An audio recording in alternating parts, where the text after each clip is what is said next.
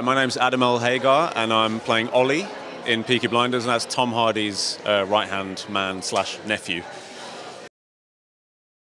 Well, he's like I don't know how much I can really give away, really, but you know, he's Tom's little sidekick.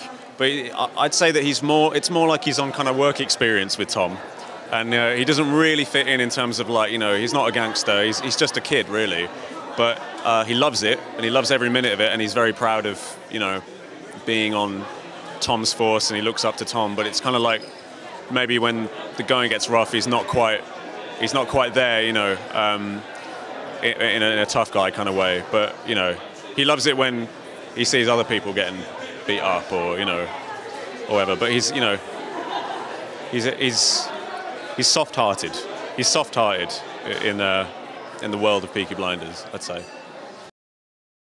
What's it been like working with Tom Hardy? An extraordinary talent, of course. Yeah, I mean, amazing. You know, I mean, Tom is like a hero of mine, really, an acting hero, and now he's a mate, and it's brilliant. And you know, it was just an amazing privilege to work with somebody who's so relevant at the moment, and doing wonderful things. And he's a fantastic guy, and he looked after me.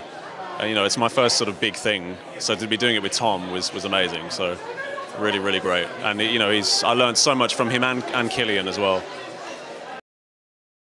Cillian's just lovely. He's so laid back, and he's so chilled out, and he's a very good lad, and he's just effortless. You know, he can snap into that Brummie accent and that character straight away, and then come back to his, you know, soft, lovely Irishness. You know, and I think he's just. I mean,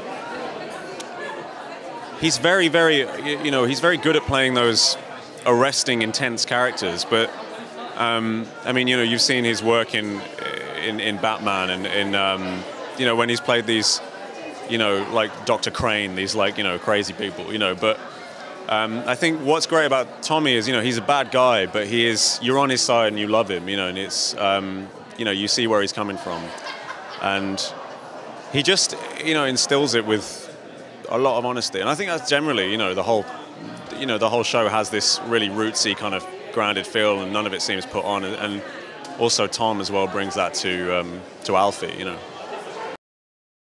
Well, I think, you know, I mean, everybody loves, you know, a gangster kind of story that, you know, is true as well. But, you know, a lot of them are American, or, you know, they're sort of East End, and they don't date, you know, too far back. But the fact that you've got this, you know, sort of Boardwalk Empire style thing that is from the Midlands, you know, it's fun. And I'm actually from Birmingham. I'm actually originally from Birmingham, which is ironic because I'm playing a Londoner in this. But yeah, I think, you know, it's actually something to be proud of, and especially in Birmingham. I mean, we did the premiere last Sunday in Birmingham, and just the turnout was amazing for the second series of a TV show. It's fantastic, you know.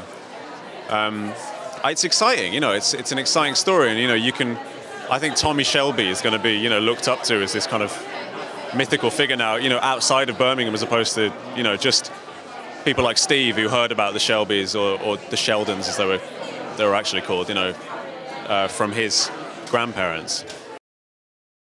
Steve and Colin, yeah.